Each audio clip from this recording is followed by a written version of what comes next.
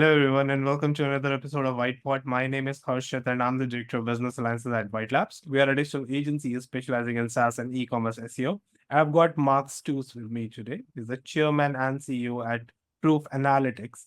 Now, Proof is an AI-native GTM performance platform that enables you to plan, predict, prove, and pivot your go-to-market investments in real time. A big welcome to you, Mike. So happy to have you with me today. Hey, thank you so much. Good to be here. Right. Let's start with your journey, Mark, in marketing and in analytics field, and what led you to found Proof Analytics. I would say that in 2005, I started realizing that, the problem that marketers have faced in terms of proving their impact on the business is not a new problem. It existed in 2005 when I was at HP. And the big question was, were we just going to give up and steal away into the night? Or were we going to try and find something that fixed the problem to the satisfaction of the business? And so we started working on it. I think at the time we had a very limited view of what was possible and even what we wanted to really accomplish with it. But as we started to learn more and see, for example, what Procter & Gamble and others had done decades before and how they had matured the whole approach, by the time that 2010 rolled around, we were in a very mature state. I was at that time just starting as CMO of Honeywell Aerospace. And I think a big reason why they hired me was actually all this work on the analytics side. It was very successful at Honeywell as an approach to leading the go-to-market part of the business. But we also realized that we were having to do a lot by brute force, by hiring lots and lots of analysts to do the work. And so software automation became a no-brainer idea. And so that's why we ultimately left our respective employment and started Proof and built the platform. And it's been quite an adventure, to say the least. I think you always go into it not realizing all the things you don't know that you don't know. And then you discover them. And that's why I think initially we wanted to be taken seriously. We wanted significance within the company.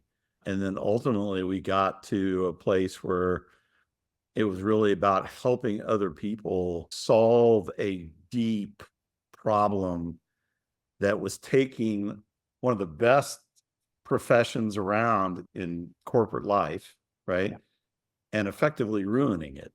You just look at all the criticism that marketers get, the reduced budgets, all that kind of stuff, right? It makes it less than rewarding for a lot of people. And it shouldn't be that way. In fact, there's one function in the average corporation that should actually have no doubts about its ROI, it's marketing, because the same dollar spent on improving sales velocity or whatever is also helping recruiting and retention, and it's helping investor relations, and it's getting multiple payouts from the same dollar, the same rupee. Makes sense. And yeah, the problem statement that you defined, I'm sure like majority of our listeners do face this on a day-to-day thing. Yeah. No. Yeah. So how has your extensive experience in marketing, in communications, commercial strategy influenced your leadership approach at Proof? I think in lots of ways, right? One of the things that I was taught that was really important culturally at HP was as soon as you became a people manager, they started teaching you about managing and leading remote teams. And so that became a pretty substantial skill over time. And so when we decided to create Proof, we said, and this is pre-COVID, right? We said we want to be remote first, and we want the talent to matter more than the location.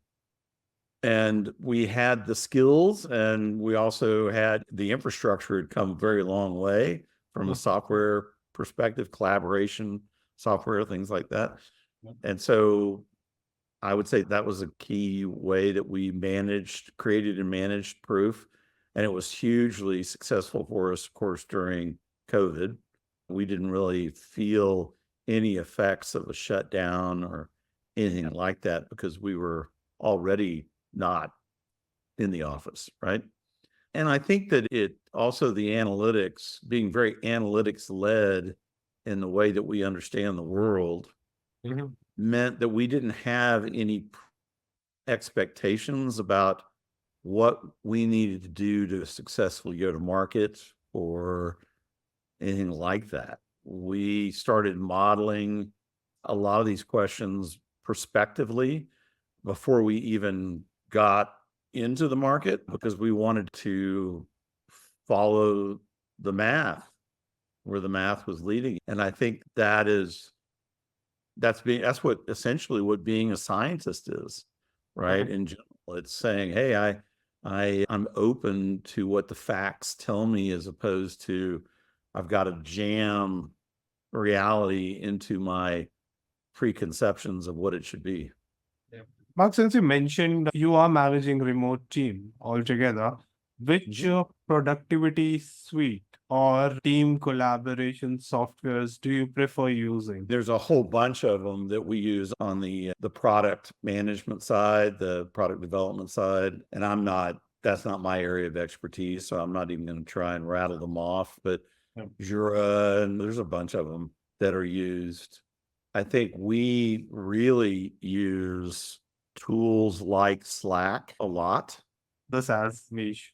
Yeah, no, and one of the reasons why we like it a lot is that we not only use it internally, you have channels there for partners and all kinds of stuff. And so it's all in one place.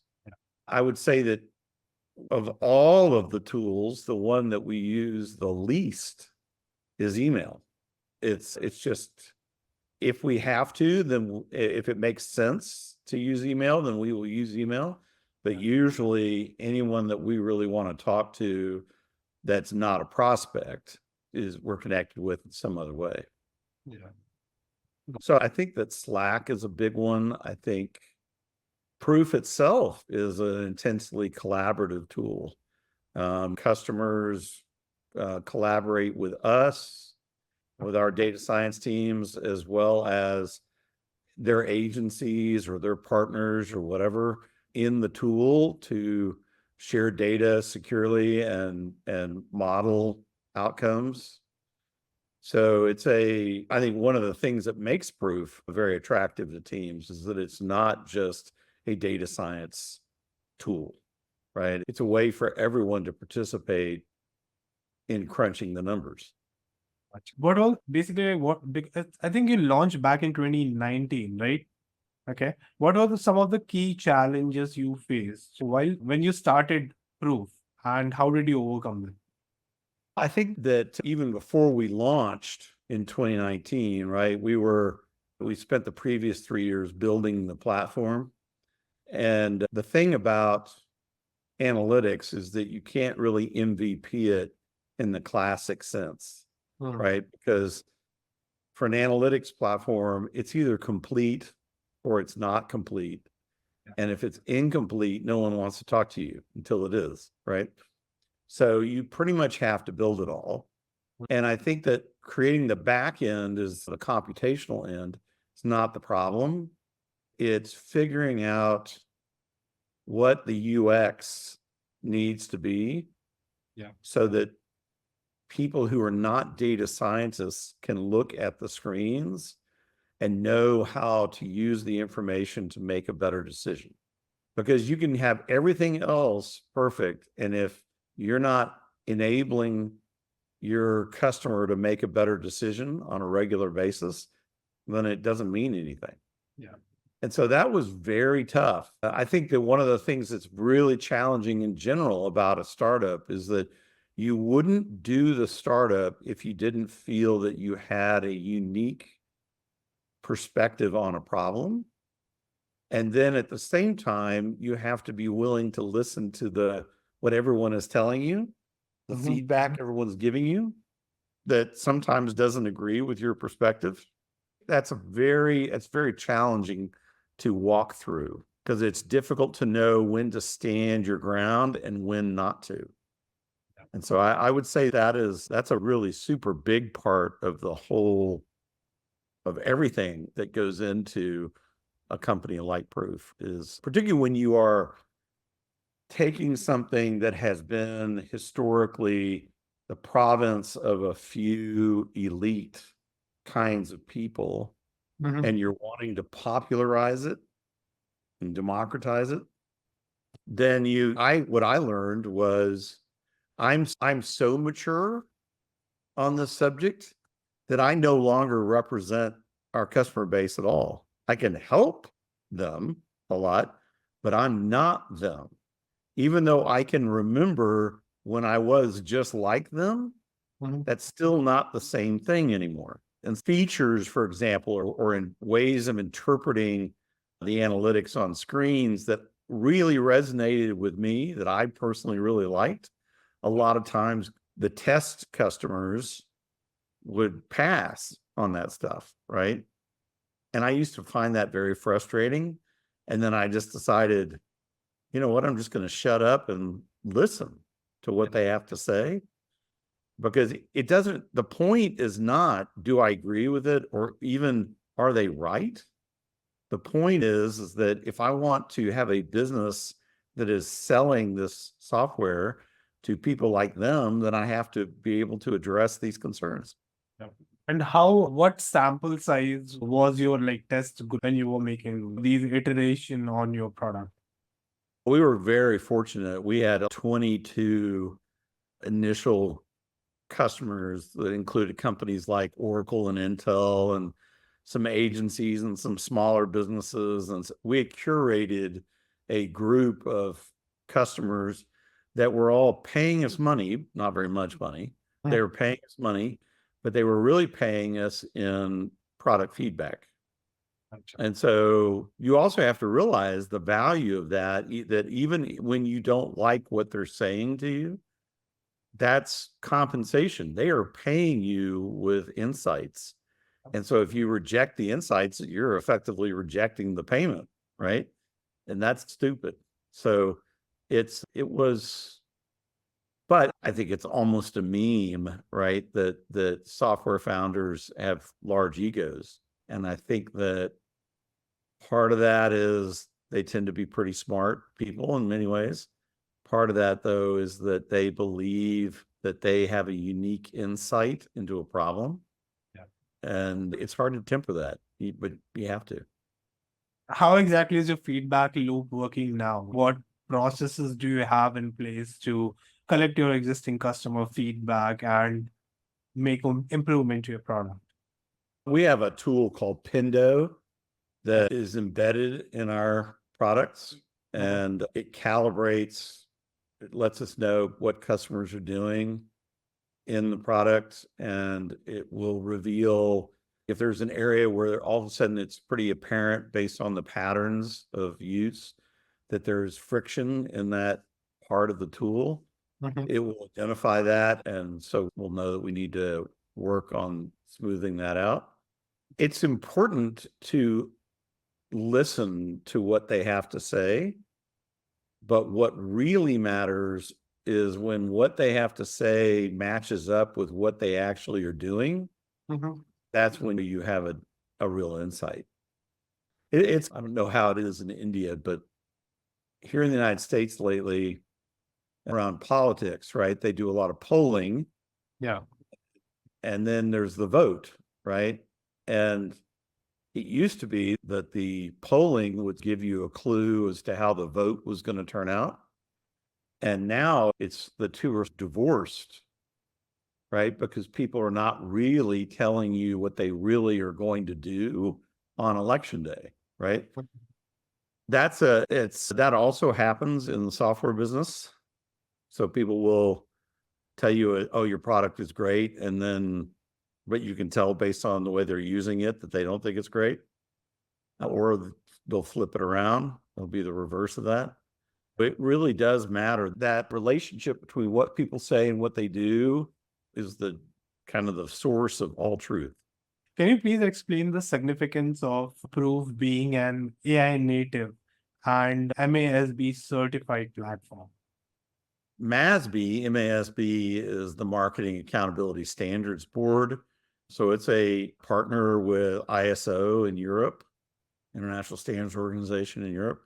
And so when it certifies software, that's a big deal. You want to talk, that's a high credibility marker that tells any customer that they can trust the software to do what it says it will do. And so even though we are more horizontal today than just marketing or go to market in terms of the cases for proof, that's a big one.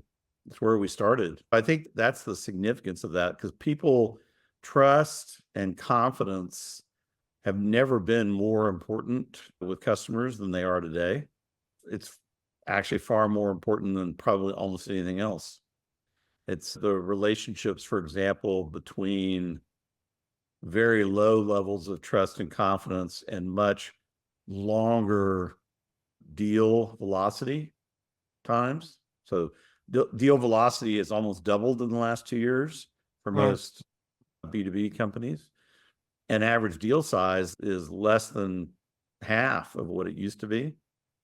So and there's a lot of data, our data and other people's data, that shows that those two things, among other things, are very much linked to this lack of trust, lack of confidence, fear of risk. The fact that 60% of SaaS deals today conclude in no decision, that's a powerful stat, right?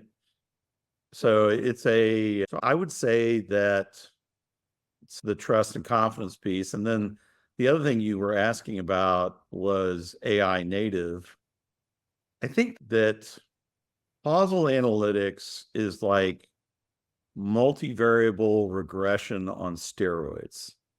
So there's a lot of very targeted AI in the tool that is mainly focused on helping people accomplish tasks faster and more smoothly. It's not really about the computation of the analytics. It's really more about ease of use and things like that. I think that it's really, because when we started building it, AI was certainly on the radar, but it was not what it has been for the last 2 years. So we just wanted to accurately reflect our tool. That's why we included the .ai in the name. It wasn't. So I think we're seeing right now a lot of .ais pop up, and it's AI washing, right? That's not what this is at all. We use it where it's appropriate to use AI. And I think that today people appreciate AI and they appreciate what it means. And so there is a bandwagon effect today that didn't exist 4 years ago. And I think that it's actually pretty straightforward. I think that where we are headed is more 2 years from now, Proof will be heavily computational AI. And that's going to be a game changer, not just for Proof, but for any company that uses a lot of computational AI, which is distinctly different than Gen AI. Actually, a lot of marketers, especially in the SaaS niche, have used AI as one of the core USPs to such an extent now that USP itself is now obsolete. People do expect, an AI integration on the platform. Like majority of people, they do expect it on the platform that they use, at least to some capacity. So it's a bit redundant nowadays when it comes to the content marketing side, but it's much more become a business need now. Yeah, no, I think that's true. I think that by the same token, I'll say this, what most people think AI is based on the way that they experience it with Chat GPT or whatever is a very small part of AI, like excruciatingly small. Yeah. And so I think that when people talk about AI and what they really mean is Gen AI, they're doing everyone a disservice by using the broader term. Because what AI is going to mean to all of us in 5 years is substantially different than what we understand it to be today. Yeah. I remember on the podcast I had one of the team member from Juji AI's. It's a good organization. They are doing some heavy development on the cognitive AI side of things. It's wonderful, the bots that they have built and stuff. They're achieving through it. It's quite remarkable. You rightly put it, like Gen AI is just scratching the surface of what can be Yeah. achieved through it in the next few years. We're going to have to get really used to our assumptions being challenged because AI doesn't care. It's not human, right? So it's not concerned with offending anyone. Mhm. It's just there to provide the best possible answer. Sometimes it gets it wrong and it will continue to get it wrong sometimes, but for the most part, it does a really good job. And it's going to get in the same way that banks and financial institutions are using a lot of AI to find fraud. Mhm. You're going to see AI being used operationally within companies just to uncover mistakes or bad decisions, erroneous decisions. And that's going to be hard. That's going to be people's ego doesn't really that a lot of times. And so that's going to be a very interesting thing because it's going to be unavoidable. Yeah, I agree. Right. I would love to understand, Mark, like how exactly Proof differentiate itself from other marketing resource management tools available in the market. What are the core USPs? So we have two products. We have an MRM, a marketing resource management tool. It's the only one that's native on Salesforce. So that right there is a huge advantage for us. And it's very contemporary in its architecture and the way it works and what it prioritizes. So it's very inexpensive particularly given how powerful it is. People can spin it up very quickly. It automatically downloads data out of any Salesforce clouds that you have subscriptions to. In addition, you can pull data very easily from sources outside of Salesforce. And then we have the analytics tool, which is native on AWS. It's ported into the Salesforce product so that people can use it seamlessly inside Salesforce. We have far more competitors today on the analytics side than we ever did, say, 3 or 4 years ago. So our part of the market is booming right now in general. I think we still really differentiate based on how transparent the product is about the math, and it will let you know if someone's trying to game the system, so to speak. So it's very accurate and it's very fast. So you can recalculate models daily, weekly, or monthly. Mhm. And in doing so, and it happens automatically, whenever the new data is presented to the model, it automatically recomputes.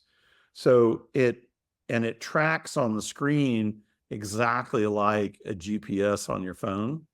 If you stop and think about it for a second, it actually works exactly the same way as a GPS. The GPS says, this is where you are. You say, this is where I want to go. It gives you a choice of 3 routes, right? Which are forecasts. You pick one. It's then tracking your progress. So that's everything you control. And then it's tracking all these variables around you that you don't control, but that could speed you up or slow you down or cause you to have to reroute. And that's exactly what Proof does for a business, for any part of a business, right? It's going to constantly recompute against everything you control, against everything you don't control. So all the marketplace variables that are out there, net of time lag against a outcome that you're seeking to produce. And it's going to tell you when you need to make changes to the plan.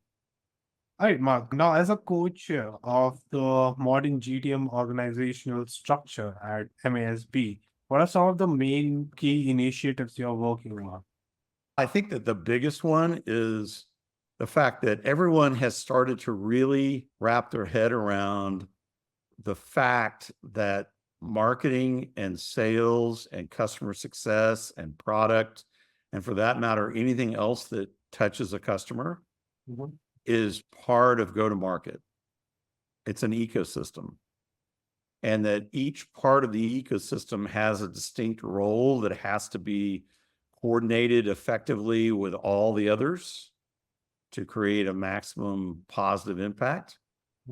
And so that means that organizationally, everything is going to be looking more and more different inside of companies than we've seen in the recent past. The idea that there's going to be a separate marketing, sales, product, customer success type delineation, organizationally speaking, I think is going to gradually disappear. I think that the idea that alignment is based on organizational agreement be far more specific. So what is the basis of agreement? It's not a bunch of people saying, yes, we all have the same opinion, right? And so this is actually where analytics, in the broadest definition of the word, become the point of alignment across this ecosystem. One of the things that the analytics really shows about marketing that I guarantee most B2B marketers have never thought about is that marketing is a nonlinear multiplier of the performance of sales or any other linear function, right? Yeah. So what does that mean? It means that marketing's success definition is the extent to which it makes sales or something else more effective and more efficient than that thing would be without marketing. Yeah. And when you look at it that way, all of a sudden the focus on MQL and leads, top of the funnel and all this kind of stuff, right? The idea that marketing is essentially a supply chain function for sales, that gets upended completely. That is not the measurement of marketing's value. It certainly is part of it, but then if it was really so effective, even right now, you wouldn't have this major fact out there across many different companies that most sales transactions came from leads that were generated by sales, not by marketing. So is part of that just waste? In other words, sales just failing to follow up on marketing leads? Sure, absolutely. But what is the larger picture there say? It calls into question how good are marketing leads? And is that really is that the important thing that's going on with marketing against sales, right? It's really the importance of marketing is so much more than that. It's just like the way that we currently understand marketing value or attempt to measure marketing value leaves about 90% of its actual value on the table, unrecognized. No, I agree. Okay, Mark, I would love to hear any success story or a case study where Proof significantly improved a client's marketing performance altogether, gave them much deeper insights and to take much informed decisions. I think we can start at Honeywell, even though that pre-proof, it's the same system, right? So we accelerated average deal velocity by 5% over a 2-year period of time. In the case of Honeywell, that means that at roughly $13 billion in revenue was moving into the company 5% faster quarter after quarter. right? That was such a huge thing just right there that it's the main reason why the former CFO of Honeywell is on our board at Proof. Expanded average deal size about 30%. And we had the perfect control situation in this also at Honeywell, because in addition to the analytics showing it, the sales organization basically said, look, it's totally awesome that you're doing what you're doing, but we're not changing anything about the way we operate. When all of a sudden things really started to explode and they started doing a lot better than they had ever done before, there was that plus the analytics meant there was only one explanation. And that's why we got mentioned in 3 earnings calls and all that kind of stuff, right? It was really cool. So there's that, right? Johnson Controls is a large B2B customer of Proof that was tracking the performance of all of these different channels that they were in against revenue, margin, and cash flow impact. And they started to see that events, which would have been a huge contributor to their success to that point, started to taper off gradually from, say, November, December of 2019 through January, February of 2020. Remember, this was before everybody was really aware of COVID. And yet the data was already starting to factor in some of the earliest effects of COVID. And in the analytics, we didn't know the reason why yet, but it started to show that in-person events were tracking down non-seasonally. That was the other part. It was very different.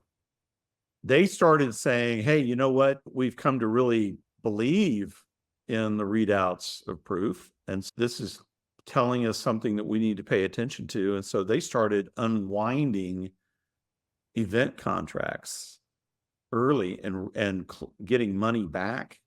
And they saved about $3 million by listening to the analytics. So then when COVID and the ramifications of COVID really hit, they weren't out all this money. Later, finance came to marketing at Johnson Controls and said, hey, we're going to cut you 40%. And they were able to model the impact of that budget cut and show it to finance. And finance was like, okay, not doing that. That's really bad. That would not be good for the company. So in the end, marketing was only cut about 15%. And so much better, clearly. It is clearly coming back in terms of the importance that people place on it. It's always been seen as something very difficult to understand the impact of. In fact, I was just on LinkedIn this weekend having a huge conversation with people about this, and we were talking about how you do it. We were being very prescriptive about how it's done. And that was something you would not have seen even 2 years ago, maybe certainly not 3 years ago. So it's those kinds of successes that people have, particularly when you look at, like with brand. The main reason why brand was killed as a major area of investment in B2B probably 15 years ago was because the business leaders looked at it and said, what does this do? What does it do? How do I know that this money isn't just being poured down a rat hole somewhere? Now we can really show that it has a profound impact, particularly on the late stage performance of deals. Yeah. I think back then, definitely, still now, but to be honest, there are tons of companies which struggle with the right attribution, which specifically when it comes to the branding efforts, the PR you did, what outcome it basically brought when it comes to the revenue that it generated. So many, and with the omni-channel again, it's so complicated. But yeah, it's good to see that there's a tool out there which can help uncover all of these things. Brilliant. All right, Mark, it was a pleasure speaking with you, learning from you all the wisdom that you have shared on today's session. I'm sure listeners gonna appreciate this a lot. And yeah, my best wishes for your company and the growth. So thank you so much. Really appreciate it. Thank you so much. Thank you, Harshit.